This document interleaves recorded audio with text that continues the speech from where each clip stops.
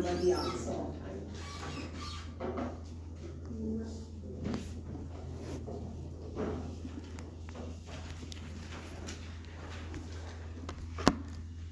Anya, Abhinav,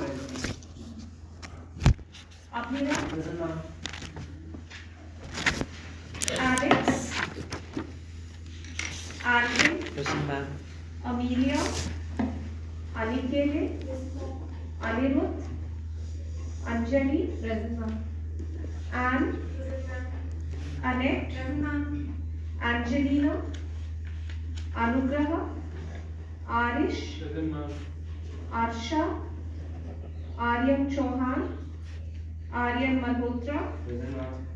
Aryansh, Bharti, Present, ma'am. Christina, Present, ma'am. Binoto, Dev, Divyansh, Present, ma'am. Dikshita, Elba, Present, ma'am. Eva, Gloria, Hardik, Present, ma'am.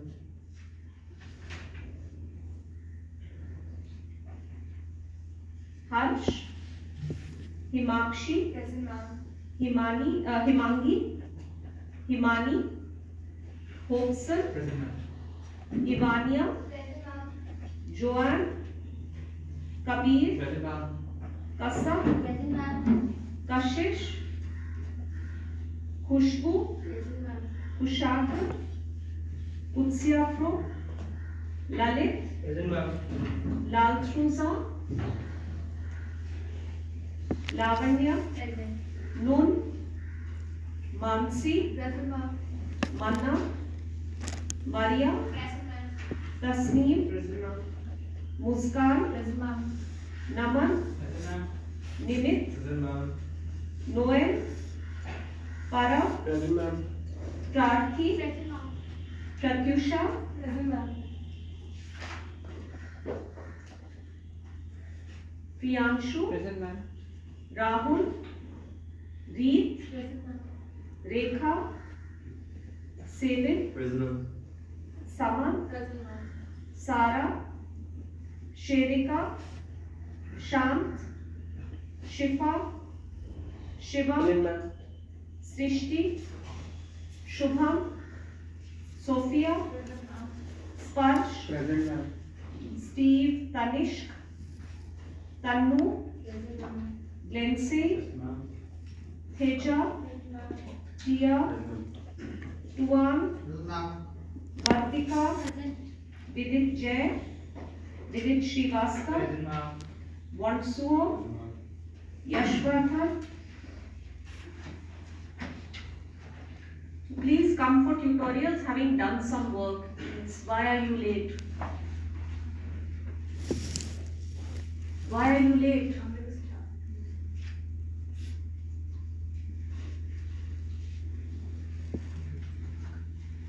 Okay, so I was talking about different levels of exchange yesterday, and I ended with local exchange, internal networks of exchange, and gift giving and receiving. These were also means of exchange, and the term used for the gift is kodai, and this included subsistence goods as well as booty obtained through plunder. The chieftain or king, depending on how you choose to interpret the term vendar, received tribute from his kinsmen and subjects. This indicated his dominance, and it called on him to act as protector. He also obtained goods through plundering raids carried out on neighboring rulers, neighboring chieftains, and what was acquired through the raid was then redistributed through various kinds of exchange. And how the redistribution took place was often determined through political or kinship relationships. So again, the similarity with what you find in the Vedic corpus. On festive occasions, the king distributed food and and subsistence goods among his subjects. So the next kind of exchange involves coined currency. And we have coins for this period from the Tamil South. They occur in negligible quantities in trade centers and megalithic sites, but we do find them in quite large numbers as hoards along trade routes. So we can deduce that their use may have been restricted to large transactions and perhaps to long distance trade. So you have actually numismatic evidence, but the texts also refer to currency, and the terms that are used are kasu, pon and kadam, which I have written on the board, K-A-S-U, P-O-N, and the third is K-A-N-A-M. These are mentioned as currency units, but no indication is given of their metallic content and weight. Increasingly, archaeology has provided evidence of dynastic issues of the Chola, Chera and Pandya dynasties, and I mentioned this briefly yesterday. In addition, even lesser chiefs, so if you remember what I said yesterday, there's a kind of hierarchy in the political scene. So there are the Moovendar, the three crowned kings, the Cholas, the Cheras and the Pandyas, and below them you have the Vedir and the Kilar. So even the lesser chiefs seem to have issued coins. We don't know what the relationship between local issues and Roman coins is.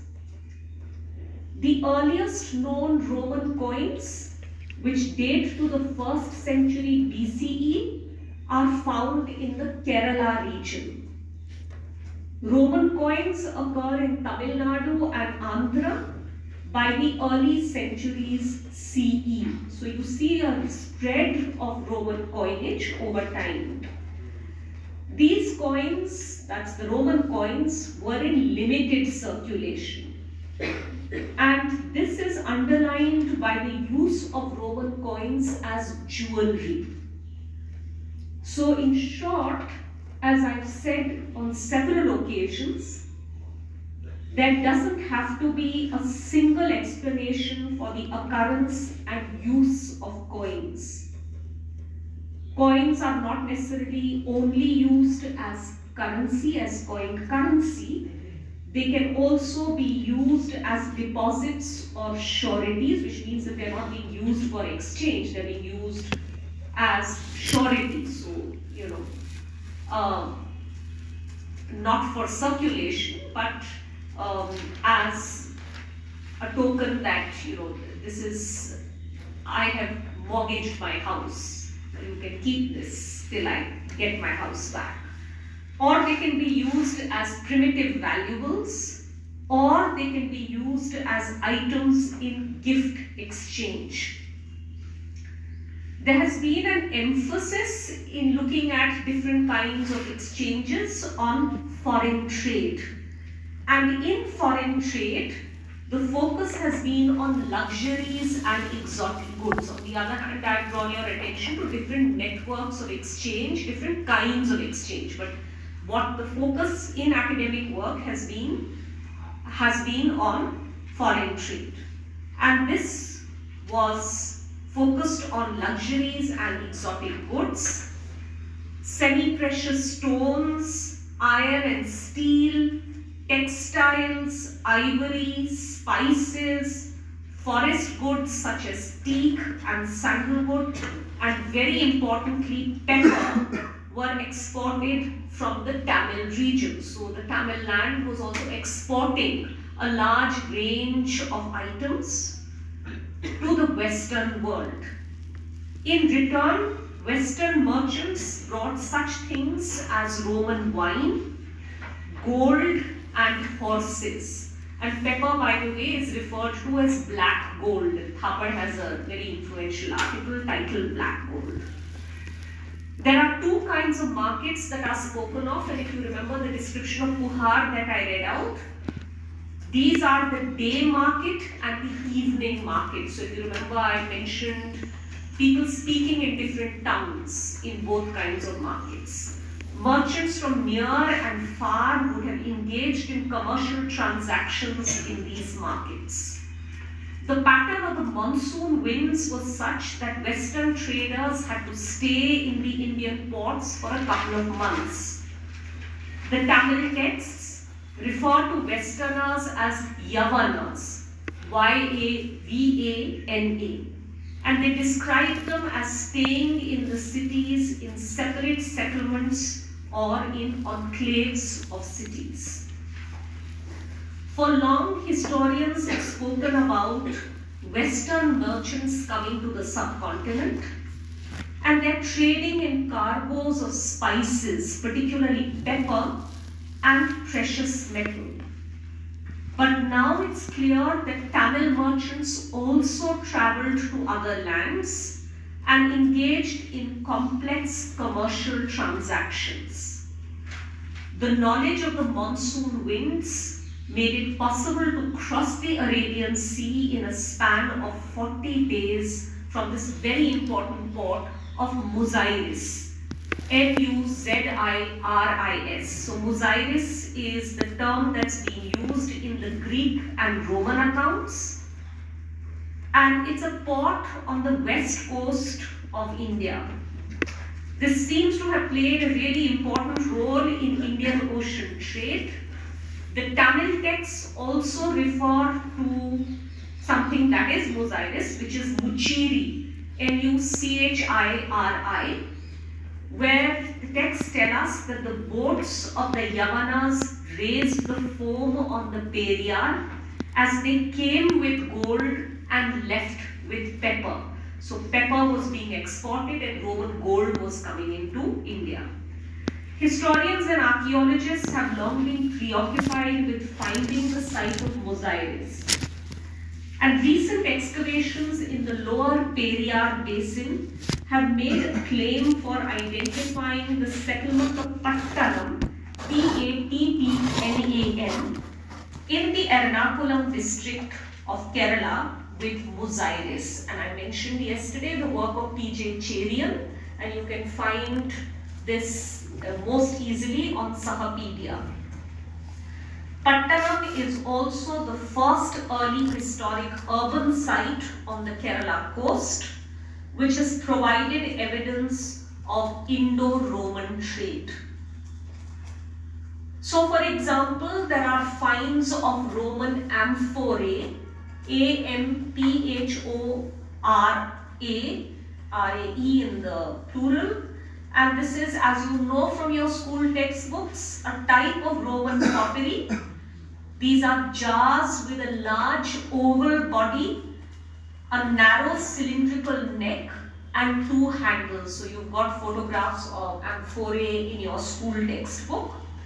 So the excavations at Pattanam have revealed amphorae, wells, spindleworks, architectural remains, inscribed potsherds, as well as an Iron Age occupation below early historic levels. So you can take a look at the Pattanam excavations, some material of the Pattanam excavations on Sahapedia. I'll just talk very briefly a little more about some of the other sites as well. First, I'll begin with ports on the west coast as they are described in foreign accounts, particularly the Periplus of the Erythraean Sea and Pliny or Pliny, P-L-I-N-I-N-Y's account. So first, Muchiri or Muziris. The Periplus associates this port with black pepper. And this was a spice in great demand all over the Mediterranean world and beyond. Pliny or Pliny, however his name is pronounced, is, even while thinking about Muziris as an important port, is skeptical about Muziris because Muziris faces a number of problems, including the presence of pirates. Muziris is also characterized by the shallowness of the port bay, and this means that deep-hulled vessels cannot come into Muziris. So there are enormous hardships in transporting the cargoes in boats to the port upstream. This is what Pliny or Pliny tells us. It seems from the Periplus and in general from Greco-Roman accounts that Westerners were found in considerable numbers at the site of Muziris, and they had to stay there for some months waiting for the monsoon wind. So they were engaged in various activities relating to the mobilization of goods and stocking up to ship out of this area. As I've said, Muziris has been identified with Pattanam. This is a coastal village in the Ernakulam district of Kerala. We know from Greco-Roman accounts that Muziris was a port in the interior. It couldn't be accessed directly by ship-going vessels, and significantly, this geographical position is true of Pattanam. So Muziris is a port on the western coast. What about the eastern coast? The Periplus mentions Kolchoi, C-O-L-C-H-O-I, and the Tamil texts mention this as Korkai, K-O-R-K-A-I. This was the main port of the Pandyas, and it was renowned widely in the Indian subcontinent as well as the Mediterranean for providing very fine pearls. The Periplus mentions the practice of deploying convicts as pearl divers, and this indicates the ruler's control over the pearl fishery. The major port of the Chola area was Kamara, that's how it's pronounced, C-A-M-A-R-A, and this is Puhar or Kaveri Pattinam. This had local goods, pearls and muslin, so the local goods include pearls and muslin. It also had spices which came into the port. These ports are also mentioned in the Tamil heroic poems in early Tamil poetry. So, for example, there are references to the riches of Muchiri. There are references, as I mentioned, to ships bringing in gold, boats bringing that gold ashore, and an outgo of pepper. The poet says that people mistake the paddy heaped in the fisherman's boat after exchanging the fish for a house, such as the abundance, and the pepper sacks piled up for a ship. So again, the point is, look at the vast quantities. So the pepper sacks look like a ship, and the paddy heaped in fisherman's boat after exchanging the fish looks like a house. So such is the abundance. That's it. So there are references to the prosperity of Muchiri as a port of bustling transactions, where, as I've said, Greco-Roman ships turn up with gold and set out with pepper. Now Korkai. In the ancient Tamil anthologies, there are references to the pearls of Korkai. And these are expressed in the stock phrase for praising the glittering beauty of the lover's teeth. So the pearls are like the lover's teeth. Some poems refer to the preeminence of the port itself by way of eulogizing the Pandya ruler. So it's the port its riches are associated after all with the ruler. And one of the poems seeks to please the Pandya by extolling his fine chariot and horse besides the fragrant port of Korkai. Its pearl-rich ground made wet by the lashing waves leaves marks on the hoof of the horse of the Pandya ruler who owns a fine chariot.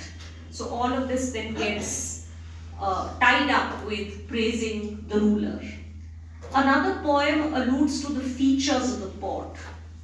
And the verse tells us that fishermen's daughters dressed in leaves on their rounded hips and dazzling waists, worshipped by offering conch shells and shining pearls in the port of Korkai, the pride of the battle-winning Pandya with trained elephants.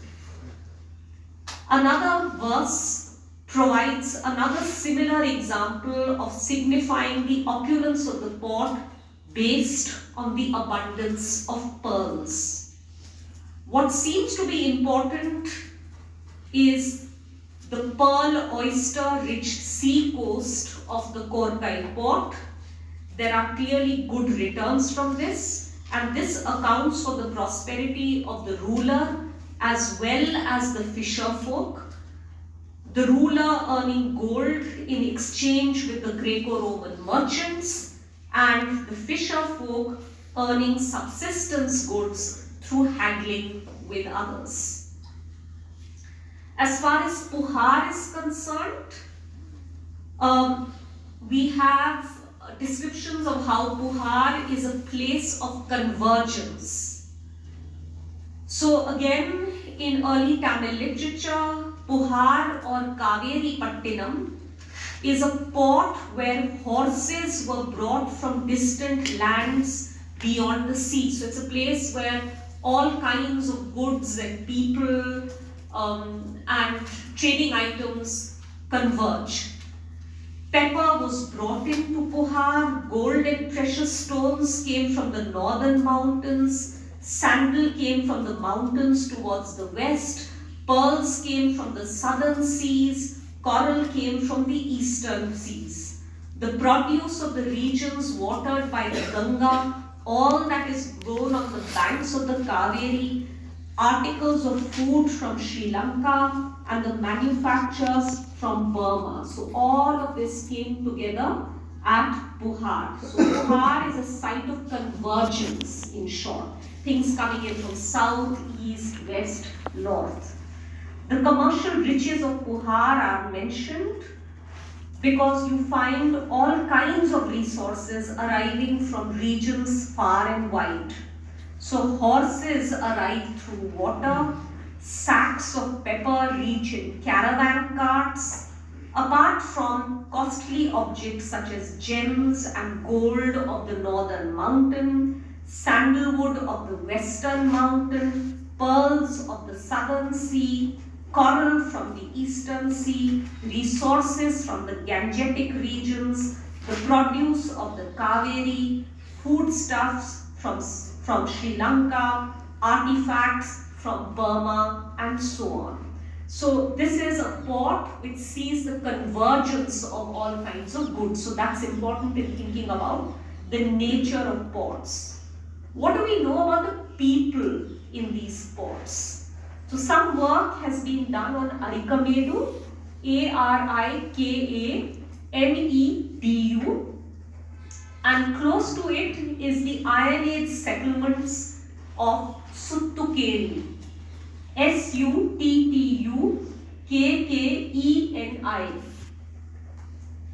These are at a distance of about 30 kilometers from Arikamedu, and they've often been mentioned as neighboring villages. In the area, broken bits of pottery, which are local imitations of Greco-Roman ceramics, have been found, especially amphorae. Iron slag has been found, and glass beads have been found. gems, Roman coins, other objects with obvious links with the material culture and context of Roman contacts have been found.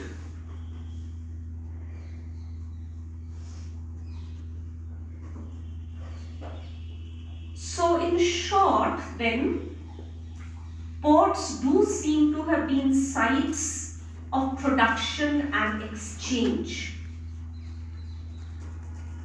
The geography and related strategic advantages, together with the availability of goods or the possibility of their easy mobilization, made the place a port, made a place like Buzaires or Borkai a port.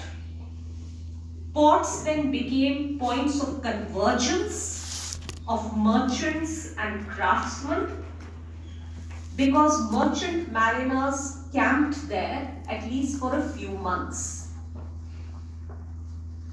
This made ports also sites of demand. So they were places of exchange. People came here, they lived there for a few months, and this made them sites of demand. So there was a demand for certain goods and services, attracting people from the neighborhood as their caterers. So all this is adding up to, did all this long distance trade transform society? So does long distance exchange, to use the word that Rajat Gurukul uses rather than full-fledged trade, did this transform society? So did this lead to urbanization? Did this lead to state formation? So his answer is no, it doesn't. But a lot of the other material that you'll be reading sort of talks about the debate. Can we really talk about urban centers? Can we talk about state formation? But it seems from the evidence that there's enough to talk about urbanization and state formation. But I'm just drawing your attention to the two kinds of argument. So basically people are coming to these ports and living there for a while. So, people need to cater to their needs. And these people are people from the neighborhood, a site where several people crowded, could be of a temporary nature. It could be more like a seasonal fair rather than something where major transformations happen. Excavations at Arikamedu show remnants of built structures. Archaeological excavations reveal multiple ceramic assemblages suggestive of the coexistence of several cultural groups. Material culture, goods of Greco-Roman settlers have been found all over excavated port sites, and very significantly at Arikamedu and Pattanam. So archaeological goods with an emphasis on Mediterranean objects have been found at these two sites, Pattanam and Arikamedu, and they suggest that contemporary ports of South India were places where trans-marine traders engaged in the exchange of goods. But was this just seasonal? That's the question. It appears that ports had two sectors, one occupied by Greek and Roman people, and the other by miscellaneous craftsfolk and inland traders. Among the excavated relics, there are Mediterranean ceramic goods that are strikingly culture specific. These are items of personal use such as tableware, containers and storage jars which dominate at Arikamedu. There is also something called terra sigillata, T-E-R-R-A, S-I-G-I-L-L-A-T-A, terra sigillata. This is a fine variety of Roman pottery with a glossy red surface. This was part of the tableware of Roman aristocrats. Amphorae jars are found, and these were containers of wine oil and certain long-lasting food items. So these people who are coming in with their own specific dietary habits and tastes, and they were bringing their food and their cooking medium with them. That's the point. Their presence has been generally made out to suggest the imports of olive oil, wine and certain sauces, what is called the garum sauce, G-A-R-U-M. And the olive oil and sauces may not have been of interest to local people, although of course anybody would have consumed wine. There are remains of huge jars as well, and these were possibly used for carrying grain. We need to remember that overseas merchants and business agents, who were mainly Greeks, Arabs and Romans, were not rice eaters. They used wheat and barley, and in the southern regions, people were primarily users of millets and rice. The Periplus makes a particular reference to the fact that the staple grain of the Mediterranean mariners was not locally available, and therefore what they ate had to be brought in vessels of overseas voyages. Olive oil was the main cooking oil and dietary medium, and this would mean that those engaged in overseas commerce had to carry with them their staple grains and their own oils, sauces and beverages. Many among the Greco-Romans, like business agents, shipping contractors, warehouse managers, those engaged in mobilizing and stocking cargoes, would have had to stay beyond a limited season. Some would have had to stay on a more or less permanent basis in order to oversee the acquisition and storage of goods. Therefore, in descriptions of a place such as Puhar, you find people speaking many different tongues, and this is not seen as a rarity. The question that Gurukul asks, and I'm going to end with that, is ports give the appearance of being cosmopolitan towns, but were they that? He argues that they were much more seasonal bazaars of non-local artifacts. So I'm using Gurukul's words. So even though they looked like cosmopolitan towns, they were actually more seasonal bazaars of non-local artifacts. They largely sustained themselves on goods of their own. As far as the surrounding areas were concerned, he argues that these were villages of household economies of kin-based production. So the argument he's making is that we are talking of long-distance exchange that doesn't transform the neighboring areas. These are areas that did not have any notion of price or exchange value or profit. Certainly reigning chieftains, and he doesn't use the term kings, the reigning chieftains of the period represent pre-state polities, precluding the organized setup of administrative personnel and militia.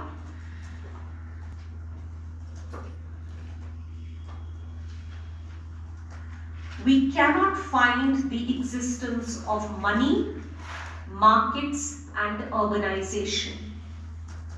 So he says that an urban site is a high-level consumption center with relatively permanent establishments, authority, governance, institutions, practices, relations and transactions sustained by the hinterland of sufficient productive surplus, but this is not clearly evident in the case of the ports described in Tamil literature and also in texts such as the Periplus. The other view is that there are actually important transformations, and it's not just Western merchants, yes.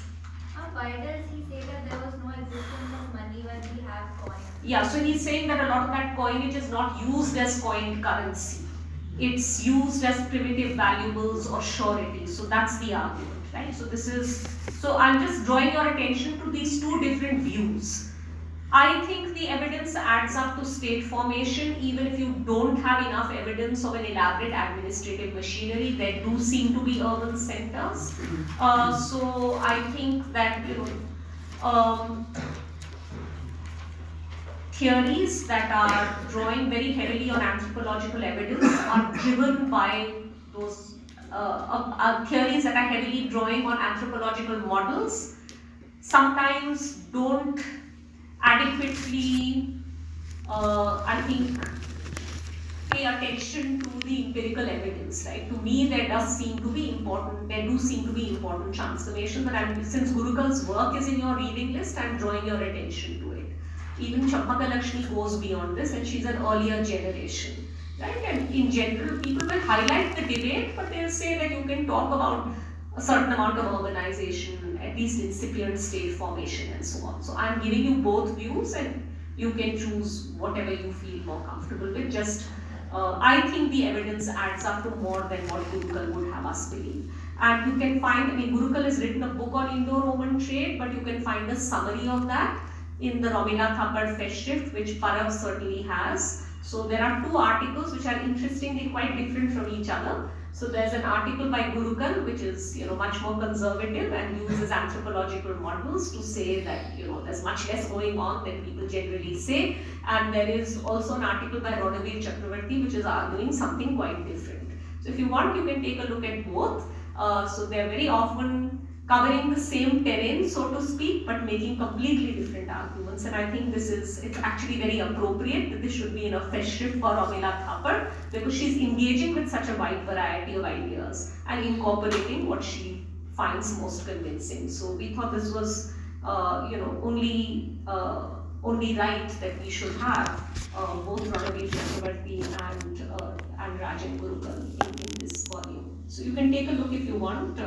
But Rodavir Chakravarti's work, of course, is available elsewhere as well. He's written a great deal on trade. And Rajan Gurukul has published an entire book on Indo-Roman trade. But this is an easier way of getting to find out what the argument is. It's being summarized in one article in this. And we've done an introduction, so that summarizes both Rodavir Chakravarti and Rajan Gurukul. So you're welcome to take a look at that if you want. So far I've been talking about Western merchants in India, in the Tamil South, but we also have evidence of Tamil merchants traveling to other lands. So for example, there have been finds of inscribed potsherds in Tamil Brahmi during excavations of ports on the Red Sea coast in Egypt. Excavations have been carried out at the Roman town of Qusair al-Qadim in Egypt, and these brought to light potsherds inscribed with Tamil names. These have been interpreted as names of traders who travelled to these regions. So these are potsherds inscribed in Tamil Brahmi, bearing Tamil names that have been found at the site of Qusair al-Qadim, Qusair-Alqadin, and this is on the Red Sea coast of Egypt. Also important is the discovery of a papyrus. The papyrus is used for writing in the Mediterranean world in the collections of a museum in Vienna. And this is dated to the mid-2nd century CE. The document, which is in Greek, is a trade contract between two merchants, one of whom undertakes to be an agent for the other's cargo and ensure its shipment from Huchiri to Alexandria. The names of these merchants are lost, but what is fascinating is that the Tamil country was witness to and engaging in cultural and commercial transactions of such a complex and expanded scale. So I've drawn your attention to work on Indo-Roman trade and how very briefly it can be interpreted. Of course, there's contact also with Southeast Asia. So for example, glass beads of South Indian origin and carnelian beads have been found in Southeast Asian sites. Indian items have been found in Thailand at places such as Chaya, Chaiya. And from Southeast Asia to India came gold, spices like cinnamon and camphor. In this regard, it's also necessary to think about the role played by political elites with regard to control over this trade. So you're talking about trade, how can people who wield political power be far behind? The Velir chieftains, V-E-L-I-R, were often located in raw material producing areas or along trade routes, or at central points that developed into relatively large exchange centers. And this suggests a conscious effort to bring local resources and networks under their control. So they are located in these nodal areas. With regard to the Mediterranean trade, the chieftains wanted to have a stake in it, since it provided them with luxury goods which served to increase their status. So the more pomp you can have, the more people think you're great. They took to consciously developing ports of trade by levying tolls and customs and issuing coins. There was also the emergence of dual centers of political and commercial power in the case of the Moovendar, as I mentioned earlier, such as for the Cholas, Urayur and Kaveri Pattinam. So I mentioned that in an earlier class. For the Pandyas, Madurai and Korkai, and for the Cheras, Vanji and Muchiri. So clearly in the fertile agrarian tracts, the surplus produced was enough to sustain artisans, craftsmen and traders as well as poets.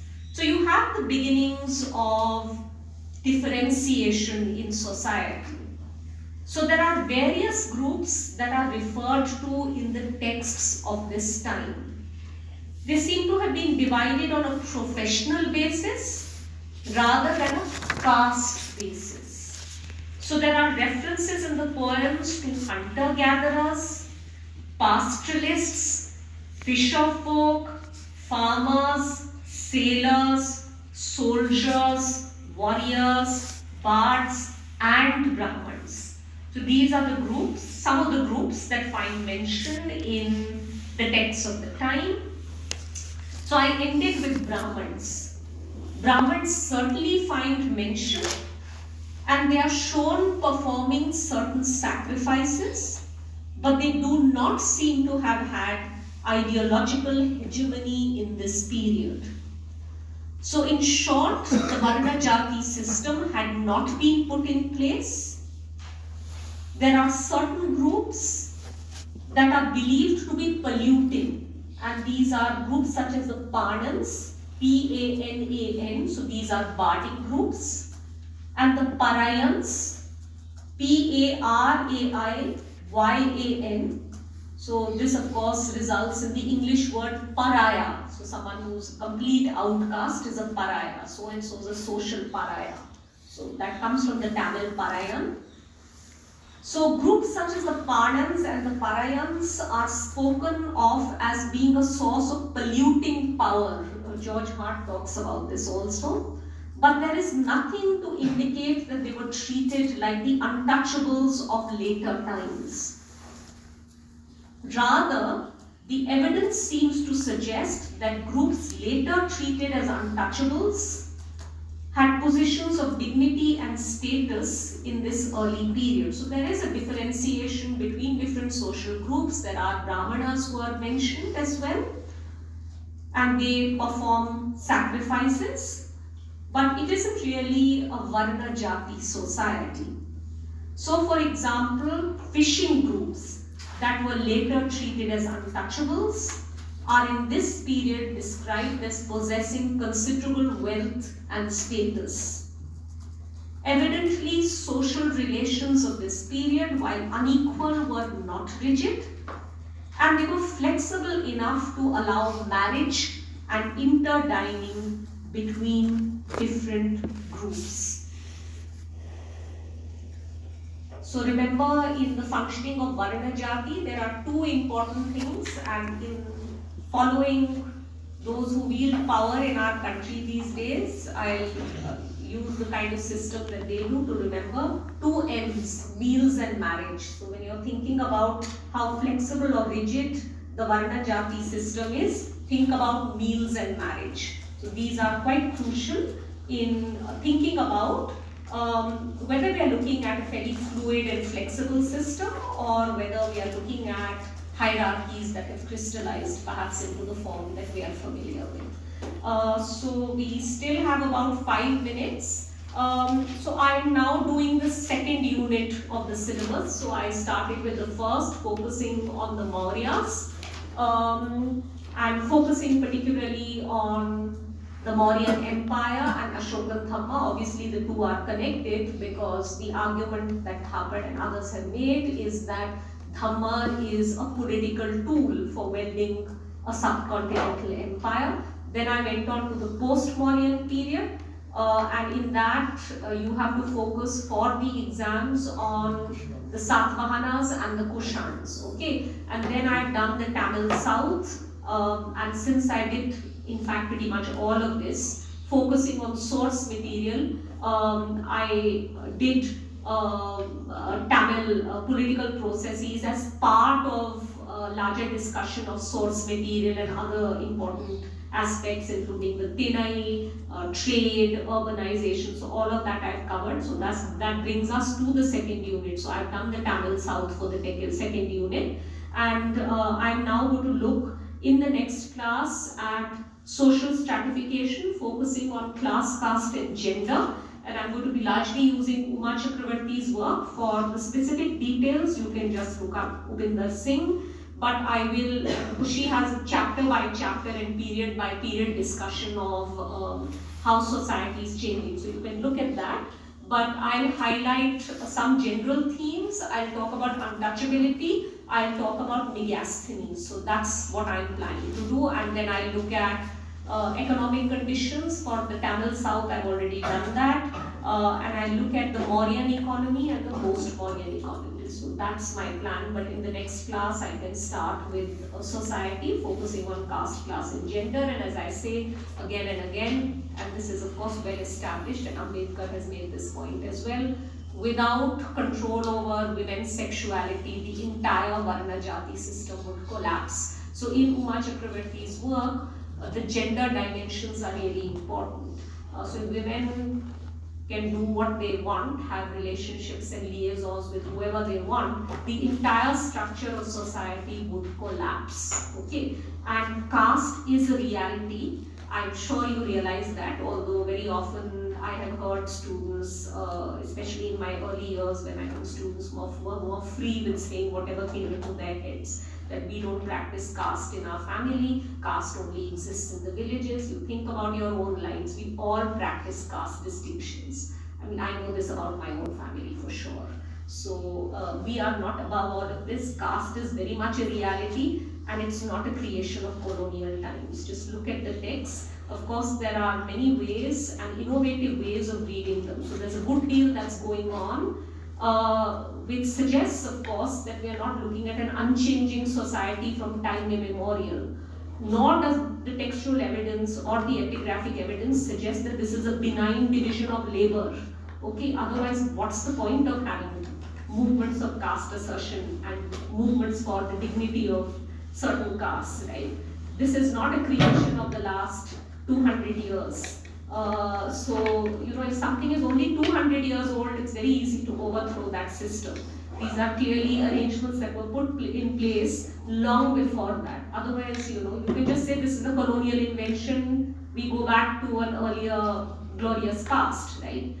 Why is this so difficult? So I look at some of this. Obviously, this is not original work, and I'll be drawing very substantially on Uma Chakravarti's work from Gendering Caste. So the book is called Gendering Caste through a feminist lens. So I'll use that quite substantially, but she's a little more, her work is all about looking at the dominant view in texts, and she also moves from a text of a certain period to another period much more easily than many of us do. So she does many kinds of history. She does ancient India, she's worked on medieval bhakti, she's worked on Pandita Ramabai. So she's much more casual about moving from one period to another than I am. So I'm much more grounded in the textual corpus of ancient India. So sometimes I find her work a little alarming. But since that's the person you're supposed to read, I'll mention my reservations. For example, when she's talking about the Ramayana tradition, she moves seamlessly from the Valmiki Ramayana to the Kampa Ramayana. And those of us, who work on text and inscription would find it very difficult to do that. And of course, she uses her own common sense and imagination, which many of us are a little more hesitant to use in the ways that she does. So I'll draw your attention to her arguments and then perhaps also some of my reservations about this. But please do remember that caste is a reality. It's not a figment of our imagination, or whatever anyone may feel they have not had access to. So low caste assertion is also an assertion of people's right to have dignity, right? So, you think about what are called caste-based atrocities. People are not allowed to ride on horses for their weddings. They are not allowed to wear certain kinds of clothes. These are not things that anybody is imagining. These are everyday occurrences. We read about them in the newspapers on a weekly basis, right? So it's not, caste is not a benign system. It's a much more complex system that very often those at the bottom of the hierarchy would have us believe. Remember that their paradigm, the model with which they are working is, this is something that's the argument that's being made for Ambedkar. It's caste is experience. They're not looking at the textual corpus and trying to reconstruct the working of the caste system. Anyway, the textual corpus has many things that one needs to read between the lines and so on. But if your framework is of caste as experience, then your understanding of it will be quite different from that of an upper caste person, including women, looking at the caste system through their own experiences and their understanding of the textual corpus. So very often I feel that Ambedkar's work overstates certain things, so his emphasis is on, have any of you read Riddles of Hinduism? Have you engaged with Ambedkar's work at all? Anyway, so I very often think that, a lot of it is not very nuanced, and that because it's polemical work, one doesn't need to engage with every aspect. But remember that the framework with which he's coming to this is the framework of experience. So, those of us who are elsewhere in the social hierarchy, would not have those same experiences. So, there's a point in engaging with a range of views on these matters. Okay, so I shall see some of you in that sports complex room in about 5 minutes.